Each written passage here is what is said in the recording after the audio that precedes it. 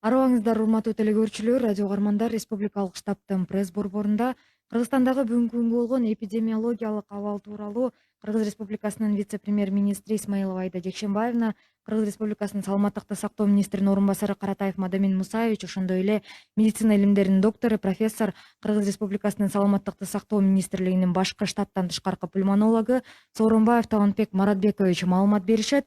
Брифингди түзүүдөн ЛТР, КТРК, Лото 24, Пирамида, 5 канал телеканалдарынан, облустук медиа борборлордон, Кабар Кыргыз улуттук маалымат агенттигинен, ошондой эле ЛФМ, Биринчи радио, Кыргыз радиосу радиолорунан, ЛТРдин YouTube каналынан жана Facebooктан Кыргыз өкмөтү, Социальное правительство, МТРК ЛТР жана Биринчи радионун баракчаларынан көрүп уга аласыздар. Анда эмесе Айда Жекшенбаевна, сөз сизде. Саламатсыздарбы, кыргызстандыктар. 2020 жылдын 17 июлунда өкмөт COVID-19 жана пневмония боюнча статистиканы бириктирүүгө өттү. Коронавирустук инфекциянын белгилерин дарылоо боюнча бирдиктүү мамиле иштеп чыгууда Саламаттык сактоо министрлиги буйрук чыгарып, ага ылайык лабораториялык жактан тастыкталбаган, бирок клиникалык вирустук этиологиялык белгилери бар ооруканадан тышкаркы пневмония U07 чекит 2 кодуна тийиштүү натыйжада статистикалык жактан ооруканадан тышкаркы пневмония COVID-19 бир көрүнүшү катары саналат. Көптөгөн өлкөлөрдө ооруканадан тышкаркы пневмония COVID-19 боюнча жалпы статистикага киргизилбейт. Бирок биз бириктирүүдөн соң ковидтен каза болгондордун саны жогорулагандыгына карабастан статистиканы бириктирүү чечимин кабыл алдык. Бул маселе ар кыл эксперттер менен ар кандай деңгээлде бир нече ирет, ошондой эле Дүйнөлүк саламаттык сактоо уюмунун кызматкерлери менен талкууланган. Натыйжада биз төмөнкү себептер боюнча статистиканы бириктирүү керек деген натыйжага келдик. Биринчиден, бул оорунун чыныгы масштабтарын көрүүгө мүмкүндүк берет. Экинчиден, ошондой эле эпидемиологиялык абалдын мындан аркы өнүгүү моделин туура болжолдоого көмөк берет. Үчүнчүдөн, эпидемияга каршы күрөштүн туура стратегиялык багытын иштеп чыгып, мукташтыктарды туура пландаштырууга жардам берет. Саламаттык сактоо министрлиги 2020 жылдын март айынан баштап пневмония оорусун эсепке алып келе жатат. Жана буга байланыштуу оорулардын жалпы саны жогорулашы мүмкүн. Эпидемия жашообузду ооруга чейинки жана оорудан кийинки деп бөлүп койду. Анан мына жана биз учурдагы эпидемия шартындагы жашоо ыңгайлашуубуз керек. Ошого байланыштуу дагы бир ирет мына Кыргызстандын элине кайрылып кетким келет. Сиздер төмөнкү жөнөкөй талаптарды сактоону өтүнөм. Биринчиден, бул физикалык обочолонуучу сактай алууга мүмкүнчүлүк болгон жерлерде маска кийиңиздер. Экинчиден, үзгүлтүксүз түрдө колду самындап жууп туруңуздар. Антисептиктерди колдонуңуз. Үчүнчүдөн, оорунун алгачкы симптомдору пайда болгон обочолонуп, ден табынан көңүл буруп, ден соолукту көзөмөлгө алыңыз. Үйдөн чыкпаңыз. Бирок дем алуу упражнения, дем алуу гимнастиканы аткарып жүрүңүз үйлөрүңүздө. Төртүнчү, дары-дармек каражаттарын дарыгердин кеңеши жок пайдаланбаңыз. Социалдык активдүүлүктү азайтыңыз. Аталган жөнөкөй принциптерди аткарып, сабырдуулук жана чыдамдуулукту кармануу менен эпидемияны жеңип чыгуубузга ишенем. Рахмат. Рахмат, Айда Жекшенбаевна, мүмкүн болсо расмий тилде маалымат алсак. Дорогие кыргызстанцы, 17 июля 2020 года правительство перешло на объединенную статистику по COVID-19. и внебольничной пневмонии. Для единого подхода по лечению проявлений коронавирусной инфекции Министерство здравоохранения издало приказ, согласно которому внебольничная пневмония без лабораторного проявления, но с клиническими проявлениями вирусной этиологии относится к коду U07.2. Таким образом, статистически случаи внебольничной пневмонии считаются проявлениями COVID-19. Во многих странах случаи внебольничной пневмонии не включают в общую статистику по COVID-19. Но мы приняли решение объединить статистику, несмотря на то, что печальные цифры по количеству умерших от COVID-19 вследствие объединения статистики увеличились.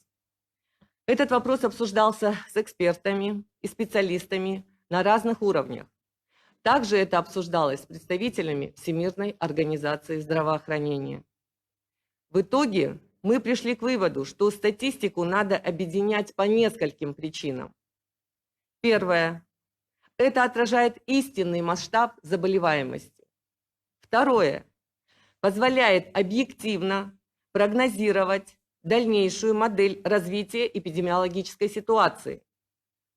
Также это содействует разработке верной стратегии борьбы с эпидемией и адекватному планированию потребностей.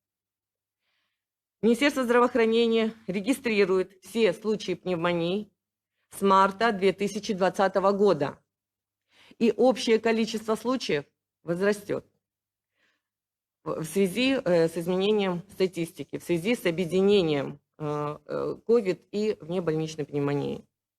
Эпидемия разделила нашу жизнь на до и после, и мы должны адаптироваться к жизни в условиях происходящей эпидемии.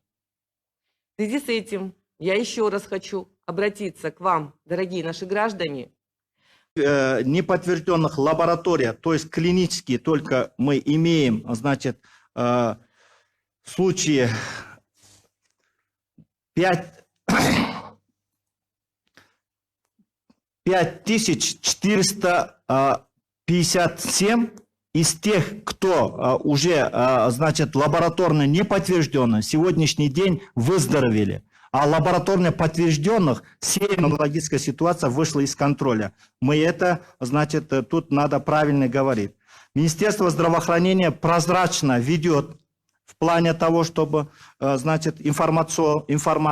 И просим, чтобы правильно интерпретировали эти данные, только не в негативном случае. Я хотел бы последнее. То, что много людей, которые находятся в реанимации, у них состояние улучшилось, но они переводятся в обычную палату. Здесь вот то, что мы сегодняшний день говорим, те, которые 13201 находятся, значит, в стационарных условиях, не все нуждаются уже в реанимационной помощи, и многие, значит, из состояния из реанимационного отделения переводятся в обычную палату. То есть идет положительная динамика.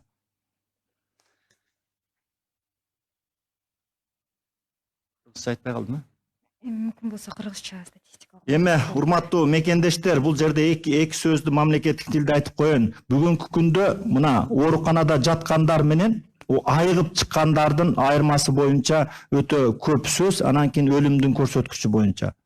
Кудайга шүгүр, акыркы күндөрү биз өлүмдүн көрсөткүчү тенденциясы жакшы жакка бурулуп атат. Мына мен азыр расмий тилде айттым, дагы мамлекеттик тилде айтып коеюн. Мына өлүмдүн көрсөткүчү акыркы суткада эгерде ковид тастыкталгандан экеле адам, бирөө Бишкек шаарынан, бирөө Ош шаарынан, а эпидемиологиялык жактан бар, биз айтып атабыз внебольничный пневмония деп. Бирок лабораторно тастыкталбагандардын ичинен бүгүнкү күндө 32 адам ошол өлүмгө дуушар болду. Бул негизинен Бишкек шаарында 19, 2 Чүй областында, 4 Ош областында, 3 Нарын областында, 4 Жалал Абад областында. Бардыгы болуп, акыркы сутканын ичинде 34 адам. Анан 1037 бул ошо башталгандан бери. Бул жерде дагы бир нерсени айтып коюш керек. Мына 13201 адам бүгүнкү күндө стационарда дарыланып атат. 12942 адам айыгып сакайып чыкты.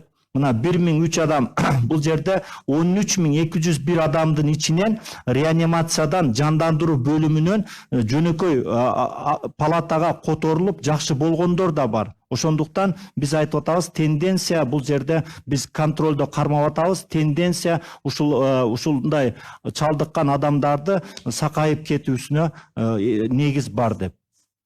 Рахмат. Анда эмесе Талантбек Маратбекович, сөз сизде. Микрофонду күйүзүп аласызбы, кечиресиз? Говорит, да? Здравствуйте, уважаемые кыргызстанцы.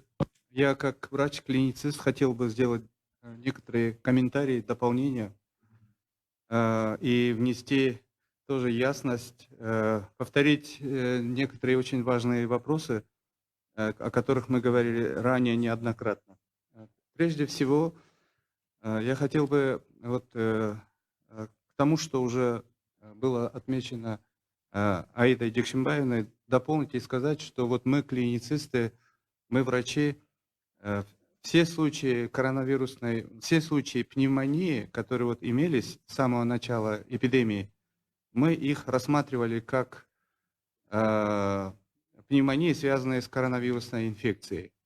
То есть это очень важный момент. То есть у нас не было двойных стандартов, у нас не было разных подходов диагностики и лечения коронавирусной инфекции и внебольничной пневмонии.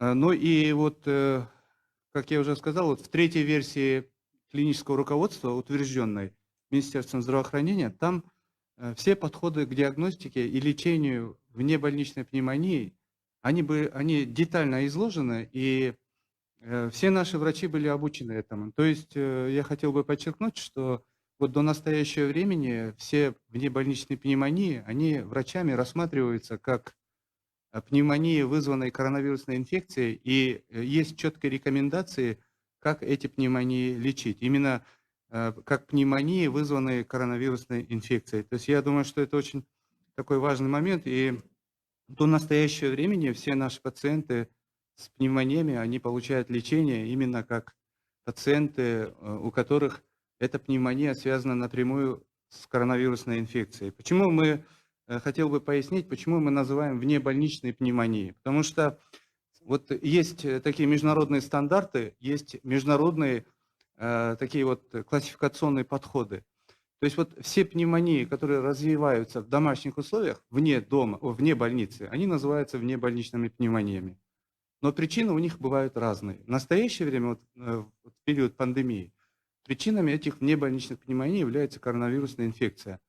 И поэтому вот такой вот термин сейчас у нас используется как внебольничная пневмония, но это не означает, что мы рассматриваем внебольничную пневмонию отдельно от коронавирусной инфекции. Это одна в общем-то, проблема, и существует такая четкая взаимосвязь.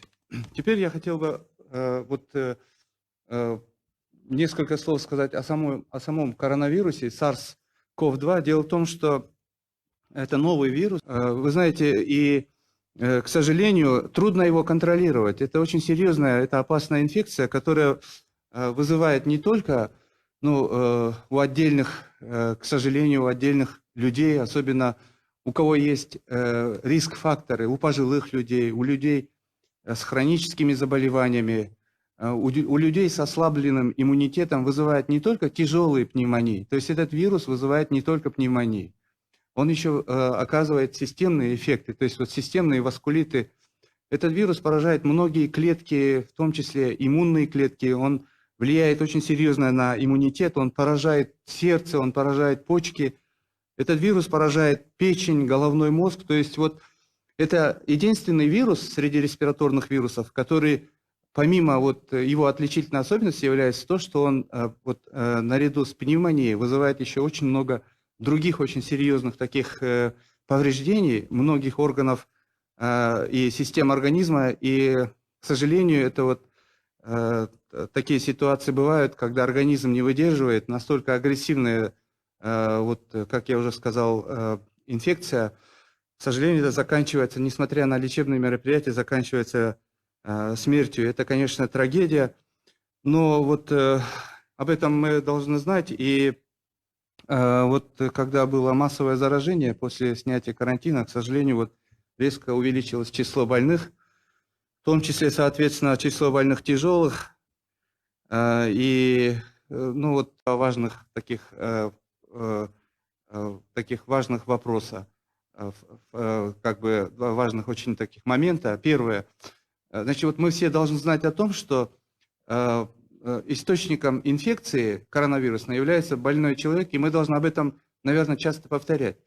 И инфекция вот коронавирусная, она передается, то есть вот хозяином этой инфекции является больной человек, и эта инфекция передается от больного человека к здоровому человеку. То есть вот это очень важный момент, почему вот многие рекомендации, которые уже многократно повторяются, их очень важно выполнять. И второй момент, о котором мы должны знать, коронавирусная инфекция, она является очень высококонтагиозной, очень заразной инфекцией. Поэтому вот я хотел бы повториться, именно вот по этой причине повториться, сказать о том, что нужно сделать, чтобы вот взять под контроль вот эту ситуацию, чтобы коронавирусная инфекция дальше не распространялась. Обязательно нужно носить маски.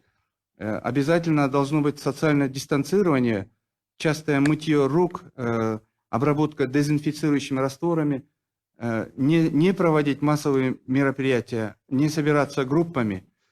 Во многих странах мира только благодаря этим мероприятиям, казалось бы, таким простым, несложным мероприятиям, вот удается сдерживать распространение инфекции, и у них меньше таких тяжелых пациентов, у них многие показатели, как бы вот такие вот, знаете, человек заболел, вот если у человека появились симптомы, температура, то он должен понимать, что он становится источником инфекции. Вот все, кто сейчас температурит, все, у кого появляются симптомы, это надо их рассматривать как потенциальные больные с коронавирусной инфекцией, потому что гриппа сейчас нет, острых респираторных вирусных инфекций сейчас нет, это не сезон для этих инфекций, и они должны самоизолироваться.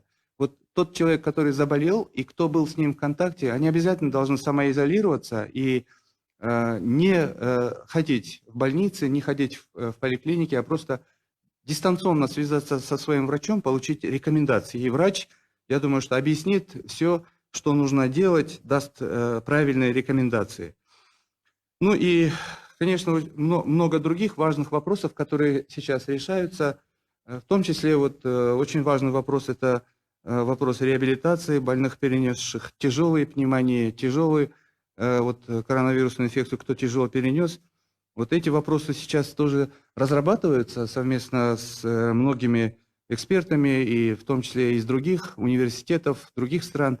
Вот, и вот вопрос реабилитации, он тоже вот как-то вот сейчас, ну, мы уже начали эти вопросы решать, и мы видим хороший результат. Вот что я хотел бы сказать. Спасибо. Мадам Мусаевич.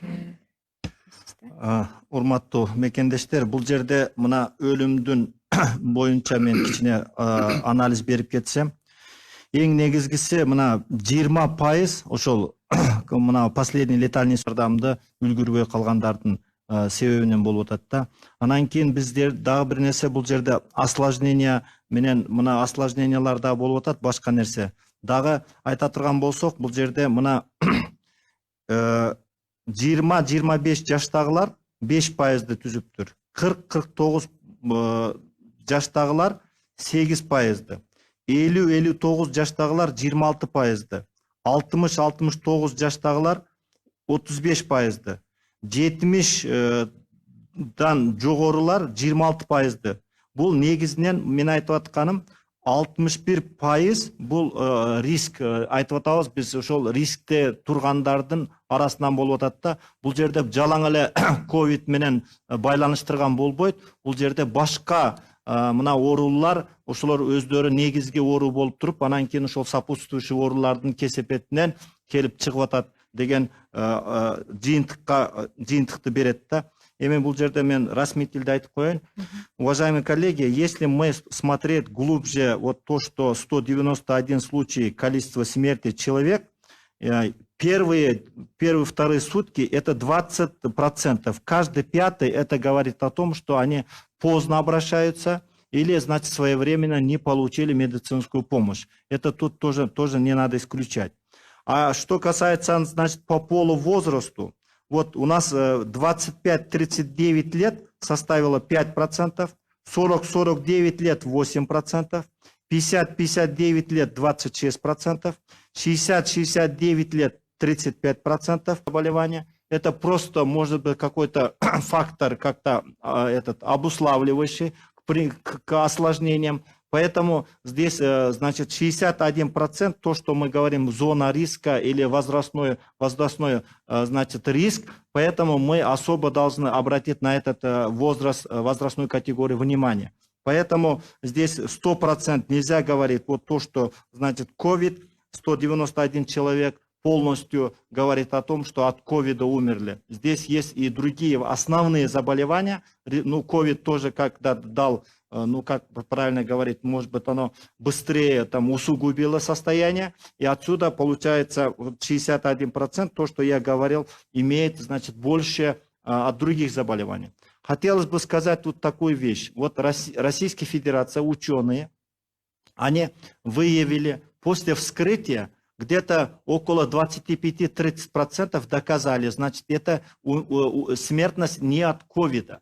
Поэтому тут мы должны, здесь вот паника у людей, вот ковид, значит, эльдер кырылып калат, но все люди будут погибать и так далее. Правительство ничего не делает, это значит неправильная информация. Правительство, вот Аида Чешембаевна сказала, Министерство здравоохранения, все делает то, что возможное для того, чтобы, значит, приврать это, значит, под контролем, чтобы усилить эпидемиологические мероприятия, снизить заболеваемость, соответственно, значит, снизить смертность от ковида и внебольничной пневмонии. Спасибо. Мадам Мусаевич, дагы бир тактоочу суроо. Буга чейин саламаттык сактоо министри өпкөн сезгениши менен ооруп жатат деген маалымат чыккан. Азыр учурда анын Сабыржан Токтосунович Абдикеримов, азыр мен мүмкүнчүлүктөн пайдаланып айтып кетейин. Кече айтышты эле, мына Абдикерим менен Үсөнбаев Германияга кетип калыптыр, Германияда дарыланып атат деп. Ал туура эмес маалымат. Сабыржан Токтосунович менен Нурболот Төлөшович бүгүнкү күндө республикалык клиникалык жугуштуу оорулар ооруканасында жатат.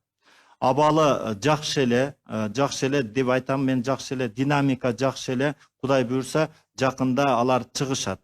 Эч кандай чет мамлекетке кеткен жок. Аларда оору пайда болгондон кийин госпитализацияга алар республикалык клиникалык инфекциялык ооруканаларга жатышып, ал жерде дарыланышып жатат. Рахмат. Уважаемые телезрители, радиослушатели, на этом мы завершаем брифинг в пресс-центре Республиканского штаба. О текущей эпидемиологической ситуации по Кыргызстану вас проинформировали вице-премьер-министр Кыргызской Республики Исмаилова Аида Джекшимбаевна, заместитель министра здравоохранения Каратаев Мадамин Мусаевич, а также доктор медицинских наук, профессор, главный внештатный пульмонолог Министерства здравоохранения Сооронбаев Талантбек Маратбекович. А прямой эфир брифинга вы могли посмотреть и услышать на телеканалах ЛТР, КТРК, ЛАТО-24, Пирамида, 5 канал, через областные медиацентры, Кыргызское национальное информационное агентство Кабар, а также на радиостанциях ЛФМ, Биринчи радио, Кыргыз радиосу, на YouTube-канале ЛТР и в Фейсбуке на страницах Кыргыз өкмөтү, социальное правительство, МТРК ЛТР и Биринчи радио. Спасибо за внимание.